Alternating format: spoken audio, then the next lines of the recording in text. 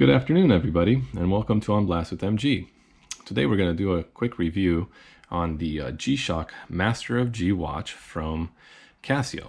It is a tough solar, so that means it does have a battery. However, it is charged via the face of the watch by a solar panel, and it will power the watch indefinitely, I presume, or until the battery becomes too weak to hold a charge, which it should be a long time before that happens.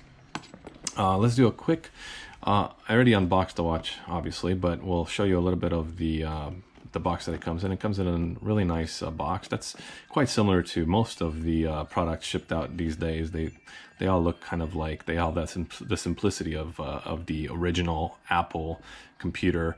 Came in that really nice simple box. So we open it up. Got a nice little box in here with a flap that comes forward. Came with two tags on the watch. One had the price in yen, Japanese yen. It was 57,000 yen, which equals to about 500 and some odd dollars.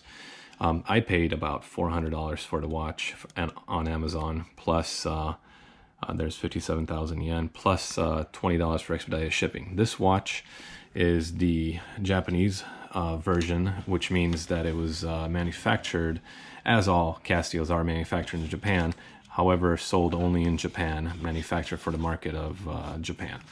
This particular model is designated as the Casio Gwn-1000b-1ajf. The J character there is letter there is designated for Japan.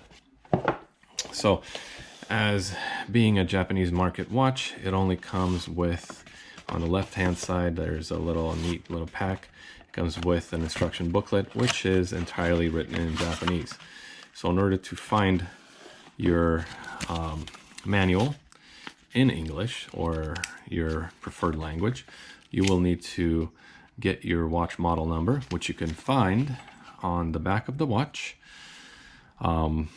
You will see towards the upper right hand corner there is a number, and that's your watch model number. In this case is 5371. I think you're going to find that hard to see, but it's 5371, and you can take that and put it on the Casio website, and you will get yourself a English language manual or whatever language you desire to have. The watch comes with a nice little standard watch box. I have my old watch that I had before the G-Shock, and it is a Hamilton automatic. I really like this watch. However, I do a lot of fishing on a kayak, and this G-Shock does have quite a few features that I'll go through that really come in handy when you're out there in the ocean and fishing or doing any other activity. Okay, so let's get a little quick review some of the functions that this watch offers. First and foremost, it has a sensor. It's a three-way sensor.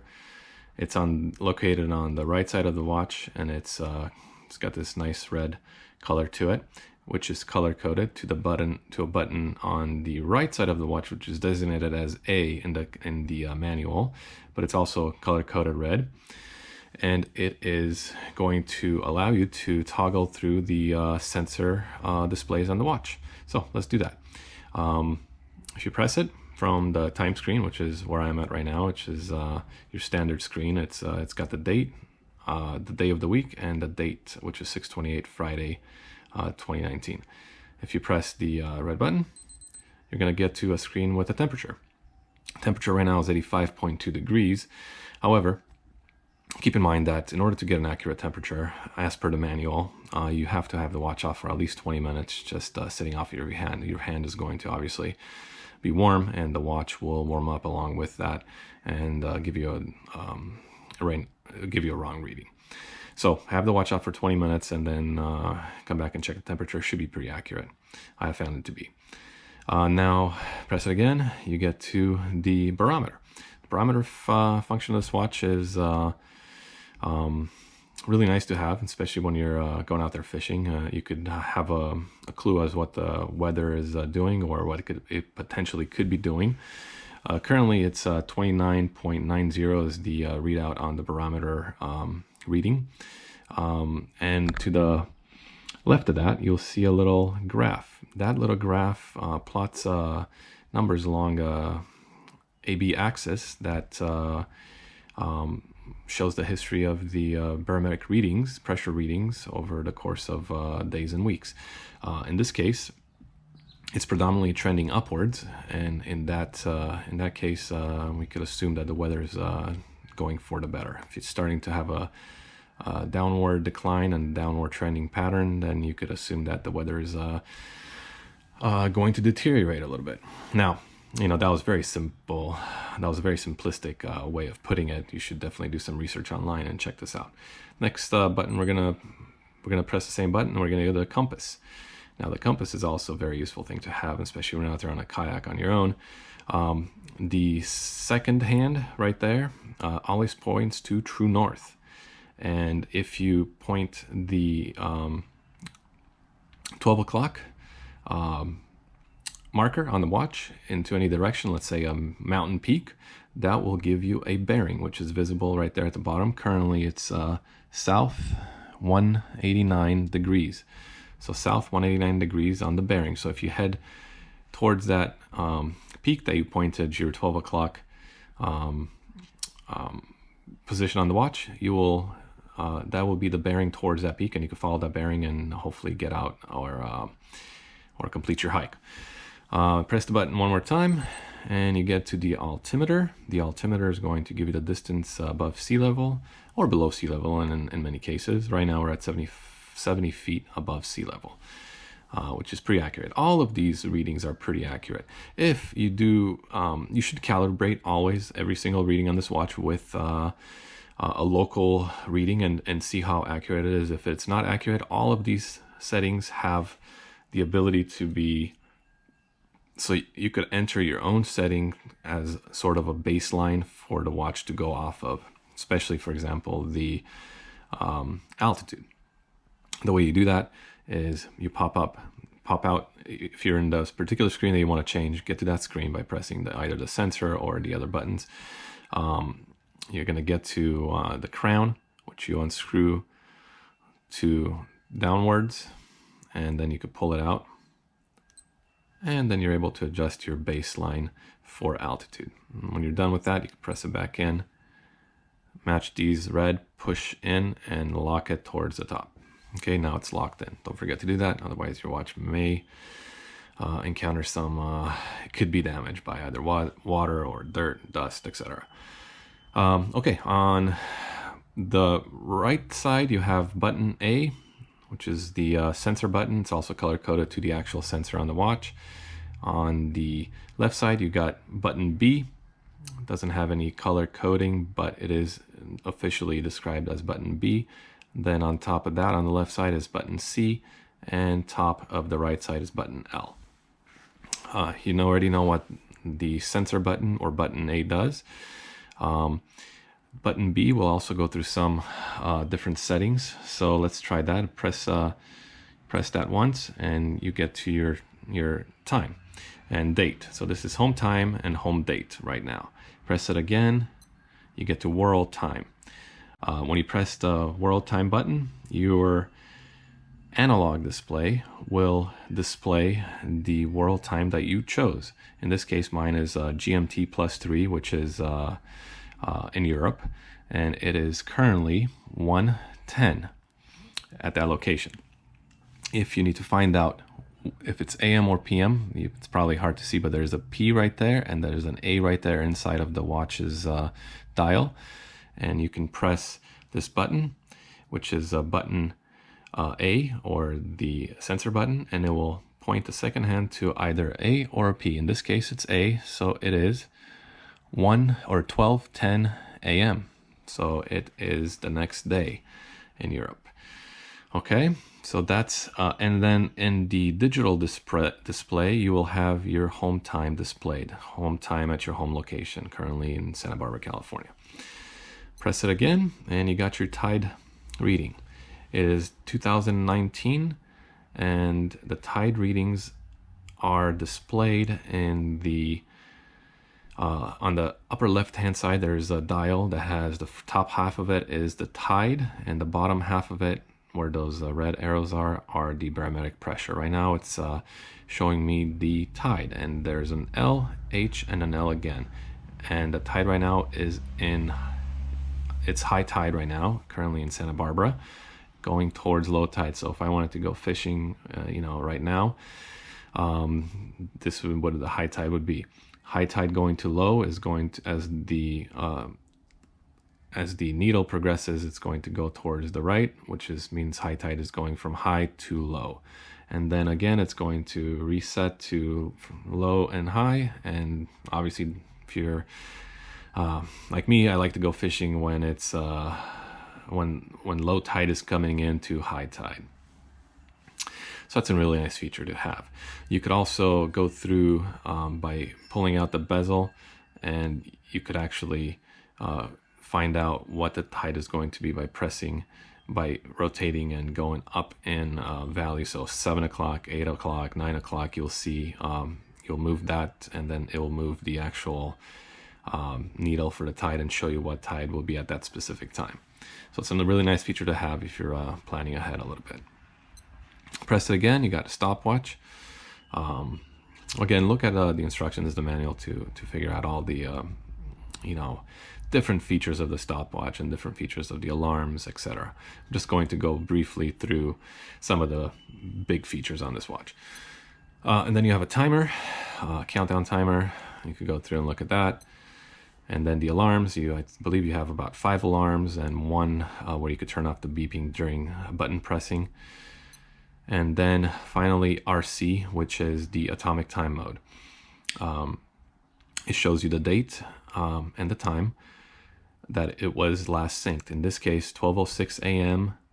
on 6/28. So today at 12:06 a.m. the watch synced with the atomic clock in my area, and I'm getting an exact time.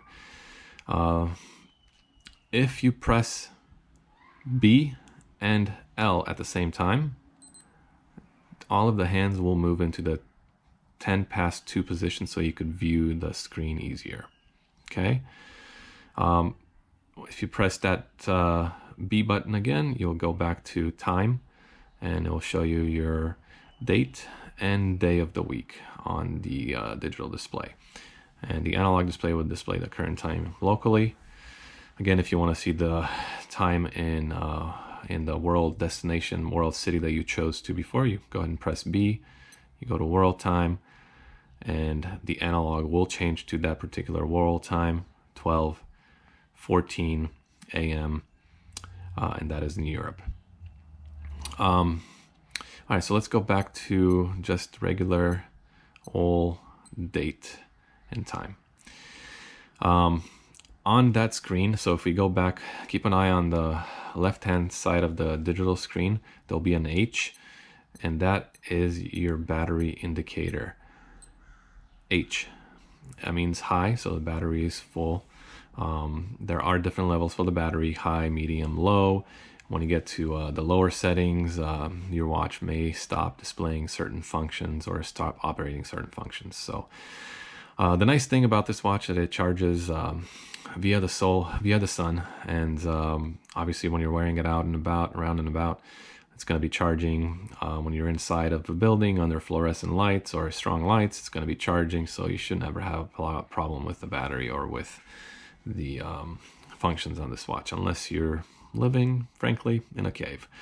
So if you press the L button, you'll see the watch has some LED lights on the bottom part, and there's one also on the right side. The display itself, I believe it's sufficient. There are some people online that report that it's a little bit hard to read, especially in darker, especially in dark places, like dark rooms, you know, maybe office buildings, but I haven't had that problem. I think it reads fine. You just maybe take an extra second to take a look at it, and it should be fine. Okay, overall, the watch is very comfortable. This is about the thickest watch I've ever owned. You could see how thick it is. You know, here's kind of my thumb for, so you could get an idea. It's a fairly thick watch. However, it is very, very comfortable on the wrist. It's one of the most comfortable watches I've probably worn. I'll put it on right now so you can take a look and see how it looks on your wrist. But overall, I'm very satisfied with this watch. I'm very satisfied with the purchase. All of the sensor readings seem to be very accurate, and I've calibrated all of them to my, you know, local area. You know, I've done the altitude and tide charts, and also we'll go again really quick. I want to show you guys one more quick function. Aside from the temperature, of course, the altitude, the thermometer that are off the sensor, we mentioned a little bit about the tide and the barometric pressure. If you press button C, if you look in the display, you're going to get some different functions. You're going to see some different highlights. So the barometric pressure is the first one that came up, and it gives you the date. And on the left, there's a little graph that shows the trending pattern of the barometric pressure. In this case, it's trending upward, signifying improving weather. Press it again, and you get to 2:16, which is your local time. Press it one more time, you get world time in the digital display. So my time GMT +3, it's 12:17 a.m. Press it again, you get moon age. So in this case, the moon age is 25.4 days. Of course, do your own research on this, but there's a new moon just about every 30 days. So in this case, a new moon will be coming up in about 4.5 days or so. And what that means, a new moon is, if you look up in the sky, you won't be able to see really any moon. It's going to be invisible to the naked eye. Or maybe a little tiny sliver. So that is a new moon. 7 days after that, you should have about a quarter moon, and then another 7 days after that, about 14 days into it, you should have a full moon. That's kind of the simplified way of looking at it. But it should help you, of course, determine full moon and the age of the moon, etc. And you know, you could use this for all sorts of different things. But take a look online and do a little research, and so you could get a good idea on how to use that particular function. Press the C button again, and you're going to get back to your date. So there you go. Those are the 4 buttons plus the crown here. That's you can pull out the sensor, and the general features of the watch. Of course, there's a lot more other features that you could adjust. You could monitor. There's a variety of different ways you could program it. And we won't get into that, otherwise this review would be an hour long. But go ahead and download your manual in whatever language you choose off of the Casio website, and have fun with this watch. I really like it. It's really comfortable, and has have a lot of valuable data that I could get from it, and it should really help out, especially when we're out at sea doing a little fishing, or maybe for a hike, or just even an emergency situation. It is obviously a Casio G-Shock, and as that, it is built quite tough. These watches are almost indestructible. If you look at some of the videos and some of the testing that they do on these watches is incredible. They really do stand up to a beating. All right, hope you enjoyed this. Subscribe if you did, and we'll see you next time.